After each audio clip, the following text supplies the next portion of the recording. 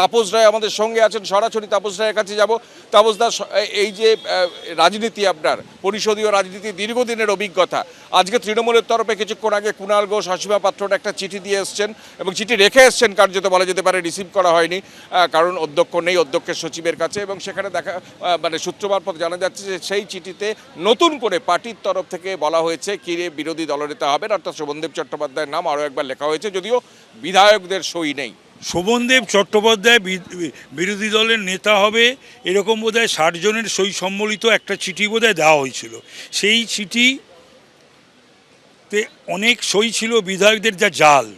সেই সই কারা করলো? অন্য বিধায়করা করলো, না বিধানসভার বা বিধায়কদের বাইরে তৃণমূল দলের কোনো পদাধিকারী বা অন্য কেউ করলো? সেটা নিয়ে হেয়ারস্ট্রিট থানায় একটি মামলা হয়েছে এবং সিআইডির হাতে কেস দেওয়া হয়েছে। হ্যান্ডরাইটিং এক্সপার্ট সিআইডি তার তদন্ত করছে। সো অল দিজ আর দেয়ার। তো এইগুলোকে মাথায় রাখতে হবে তৃণমূলীদের। সমস্যা হচ্ছে তৃণমূলীরা বেশিরভাগই কিছু জানে না, না জেনে যা পারে সেটা বলে দেয়। তো সুতরাং রীতিনীতি জানতে হবে। আজকে স্পিকার নেই, এখন স্পিকার কাল আসবেন, তখন বোঝা যাবে, দেখা যাবে, কথা বলা যাবে। তো সুতরাং নিয়ম নীতি রয়েছে, রুলস রেগুলেশনস রয়েছে। সবচেয়ে বড় কথা, এটার উত্তর ওরা দিক। ওরা এরকম বেহায়া বা নির্লজ্জ কেন যে বিধায়কের সই জাল হচ্ছে? এটা কিন্তু বাংলা কেন ভারতবর্ষের কোনো বিধানসভায় আমি আজও পর্যন্ত হয়েছে বলে শুনিনি।